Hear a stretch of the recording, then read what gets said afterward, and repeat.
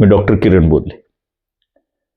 मी या भागातून आपल्यासमोर आपल्या महान अशा पवित्र भारतीय संस्कृतीमध्ये, धर्मशास्त्रामध्ये, पुराणशास्त्रामध्ये काही ज्या पौराणिक कथा होऊन गेल्या, त्या पौराणिक कथेतला एक तात्विक अर्थ तुमच्या समोर कथेच्या माध्यमातून छोट्या छोट्याशा भागातून घेऊन येण्याचा प्रयत्न करतोय. या प्रथम भागामध्ये आपण भगवान कृष्ण परमात्म्याचा शेवट, अर्थात मृत्यू, ज्याला आपण एक लीला म्हणतो, ती लीला सांगण्याचा प्रयत्न करतोय. वास्तविक पाहता भगवान कृष्ण परमात्मा म्हणजे एक जगाचे स्वामी होते, अलौकिक शक्ती होती, दिव्य शक्ती होती. त्यांनी जर मनात आणलं असतं ना, तर एका क्षणामध्ये महाभारतासारख्या युद्धाचा शेवट त्यांनी केला असता. सुदर्शनासारखं शस्त्र आहे, ब्रह्मास्त्रासारख्या शस्त्रांचे ते स्वामी होते. काळाची हीच शक्ती त्यांच्या पुढे चालत नव्हती.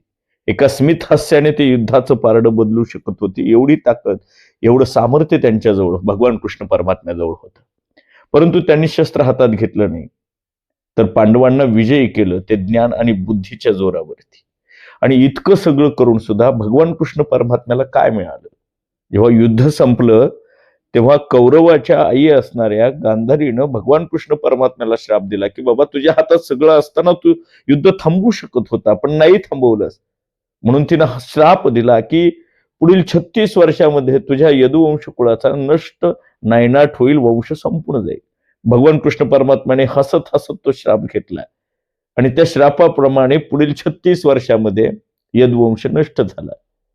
भगवान कृष्ण परमात्मा मग शेवटी एका जंगलामध्ये तपस्येसाठी, ध्यानासाठी बसले असताना, एक जरा नावाचा शिकारी तिथून जात असताना, त्या जरा नावाच्या शिकाऱ्याला भगवान कृष्ण परमात्म्याच्या पायाचा अंगठा हरणाच्या कानासारखा दिसला. त्यानं बाण सोडला, सुसू वाऱ्याच्या वेगानं तो बाण आला, भगवान कृष्ण परमात्म्याच्या पायाला लागला आणि भगवान कृष्ण परमात्मा वेदनेने कळवळले. शिकारी धावत आला, त्याच्या डोळ्यात पाणी होतं. त्यालाही माहिती होतं हा कृष्ण कोण आहे, जगाचा मालक आहे.